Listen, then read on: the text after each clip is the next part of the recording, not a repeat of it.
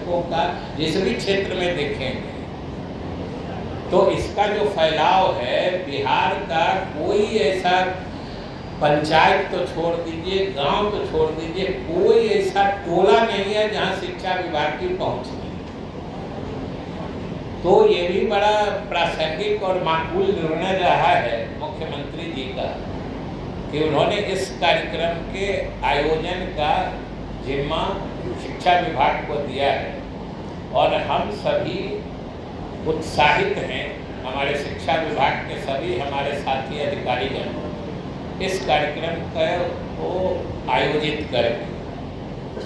आप लोग जानते हैं कि इस बार 3 दिवसीय 22 तारीख को इसकी शुरुआत होगी। 5:30 बजे शाम में यहीं मुख्य मंच पर मुख्यमंत्री जी के द्वारा इसका उद्घाटन होगा और 24 तारीख को अंतिम दिन 5:30 बजे यहीं इसी मंच से महामहिम राज्यपाल के द्वारा इसका समापन किया जाएगा। और इस बीच में जो डिटेल या विस्तृत विवरण हम आपके सामने संक्षेप में देंगे, बाकी तो आपको लिखित रूप में ही सब कुछ दे दिया जाएगा। आप देखिएगा कि हम लोगों ने बहुत ही सोच समझ के आम लोगों के लिए रुचिकर बनाने का कार्यक्रम सब निर्धारित किया है और हर बार आप सबों को अनुभव है कि इस बिहार दिवस के आयोजन या इस कार्यक्रम से जुड़ा एक कोई सेंट्रल थीम होता है, एक कोई विशेष विषय होता है जो थीम सब्जेक्ट करते हैं। तो इस बार इस बिहार दिवस का थीम सब्जेक्ट भी जल जीवन हरियाली है। आप समझ सकते हैं जो कितना ये महत्वपूर्ण और दूरगामी प्रभाव वाला सरकार का कार्यक्रम है या सरकार की नीति है, वो इस बार का हमारा थीम सब्जेक्ट। और इस कार्यक्रम जो जल जीवन हरियाली अभियान जो बिहार सरकार ने चलाया है, इसके महत्व या इसके प्रशंसा या इसके सराहना का आप अंदाजा नहीं लगा सकते, क्योंकि मैं खुद साक्षी रहा हूँ कि अपने देश में तो जो सराहना हुई सो हुई। हम उस समय विधानसभा अध्यक्ष हुआ करते थे। हम एक कार्यक्रम में अफ्रीका में युगांडा कंपाला में गए। वहाँ जब हमने इस कार्यक्रम के बारे में बताया तो पूरे राष्ट्रमंडल के देश के प्रतिनिधियों ने जो इसमें रुचि दिखाई, उनको ये सुन के इतना अच्छा लगा कि एक प्रदेश, बिहार जैसे प्रदेश में, सब जानते हैं कि बिहार कोई बड़ा साधन संपन्न प्रदेश नहीं। बिहार गरीबी के लिए ही जाना जाता है और गरीबी भी अनेक कारणों से है, उसके ऐतिहासिक भौगोलिक कारण है। उस विषय में हम विस्तार में नहीं जाना चाहते, लेकिन ये बात सही है कि हम लोग कोई बहुत सारे प्राकृतिक साधन संपन्न प्रदेश नहीं है और नहीं है तो इसमें कोई हमारा दोष भी नहीं है। लेकिन हमने अपने सीमित संसाधनों में पिछले दिनों में खास तौर से नीतीश कुमार के मुख्यमंत्री होने के बाद से उनके नेतृत्व में जो हम लोगों ने तरक्की की है, वो ऐतिहासिक विकास यात्रा है। और ये सिर्फ विकास ही नहीं, भविष्य की चिंताओं से भी कैसे जुड़ा हुआ है।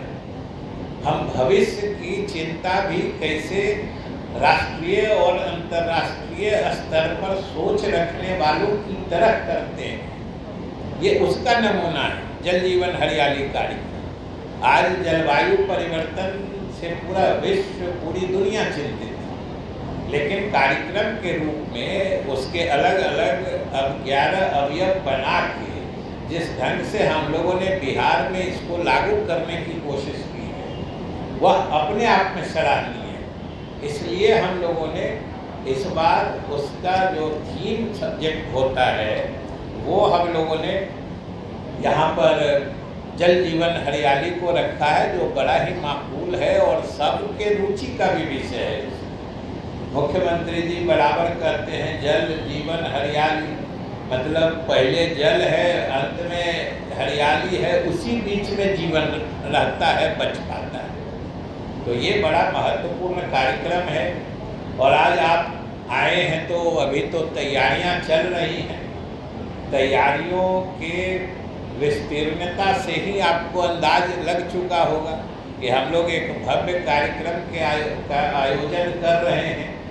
यहाँ चारों तरफ पेविलियन बने हुए हैं, शिक्षा विभाग का भी है, उद्योग विभाग का भी है, जन शिक्षा का भी है, सांस्कृतिक पेविलियन भी है, किलकारी का भी है। ये वीआईपी पेविलियन की तरफ हम लोग अभी देख रहे हैं।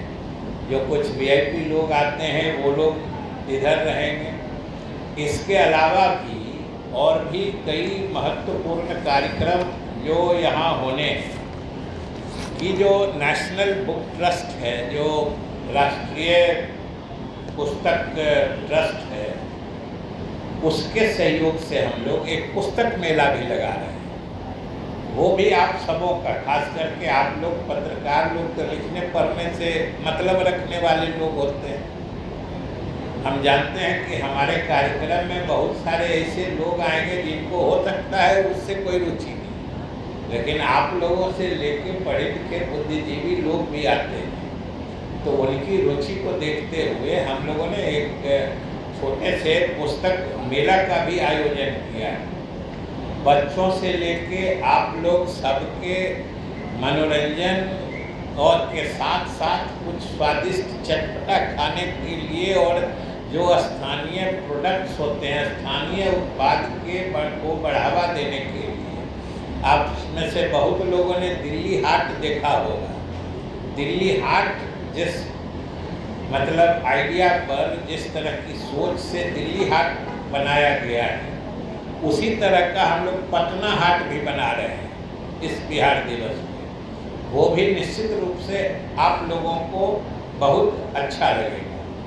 और इसके अलावा तो बगल में है श्री कृष्ण विज्ञान केंद्र। वहाँ बच्चों से लेके बड़ों की वैज्ञानिक खोज और सोच जो होती है, उसकी जो प्रदर्शनी होती है, वैज्ञानिक प्रदर्शनी, विज्ञान प्रदर्शनी, वो तो बड़े बच्चे सबके लिए आकर्षण का विषय होता है, इसलिए वो भी हम लोग लगा रहे हैं। और एक चीज़ जो मेरे ख्याल से बिहार में तो पहली बार हो ही रहा है, देश में भी कुछ ही जगह हुआ है, वो है कि हम लोग एक ड्रोन शो करेंगे। ड्रोन का नाम आप लोग सब लोग अभी काफ़ी लोकप्रिय हो रहा है।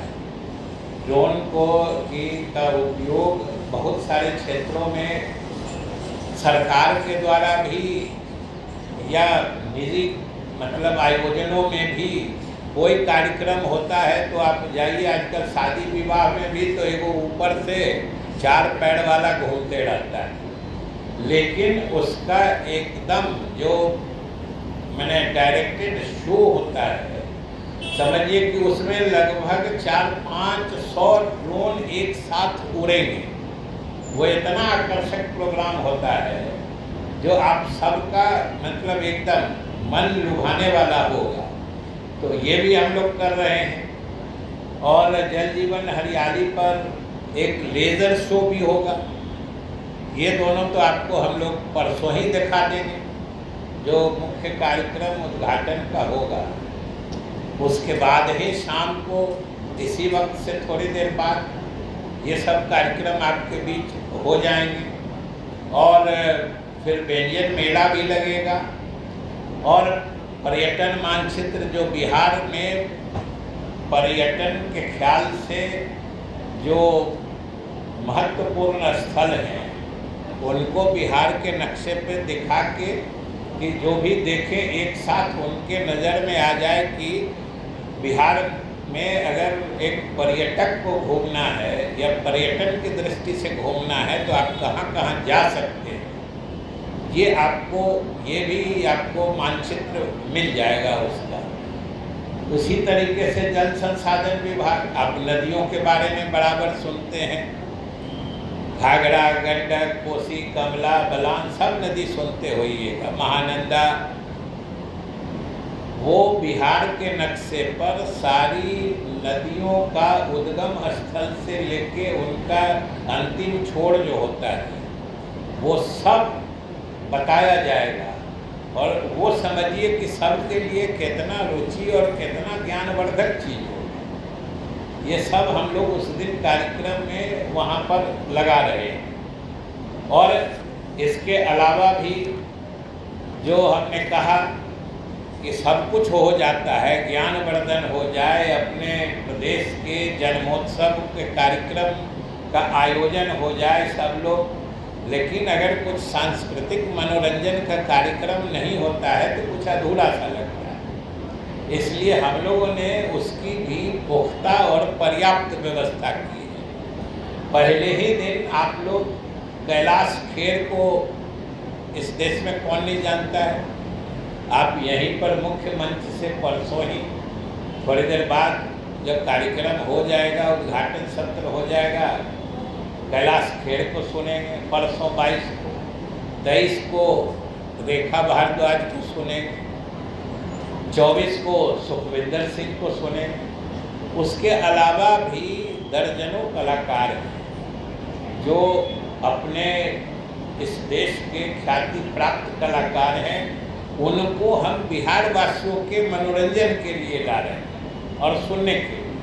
लेकिन ये भी नहीं है कि हम बिहार के कलाकारों की उपेक्षा कर रहे हैं या बिहार के कलाकारों को नज़रअंदाज कर रहे हैं। क्योंकि अगर हम बिहार दिवस मना रहे हैं तो जहां हम बिहार वासियों को ख्याति प्राप्त कलाकारों से मनोरंजन उपलब्ध कराएंगे, वहीं जो हमारे बिहार के कलाकार हैं उनको भी प्रोत्साहित करके आगे बढ़ाने के लिए दर्जनों कलाकार का कार्यक्रम, यही जो मंच है यहाँ से लेके श्री कृष्ण मेमोरियल दोनों जगह कार्यक्रम चलते रहेंगे। वहाँ भी दोनों जगह ये कार्यक्रम चलेगा। इसके अलावा तो फिर जो यहाँ का पुलिस है, बीएमपी है, उनका डॉग शो होता है।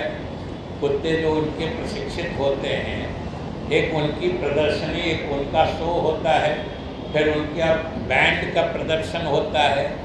वो सारी चीज़ें आप सबके मनोरंजन में हम लोग लाएंगे।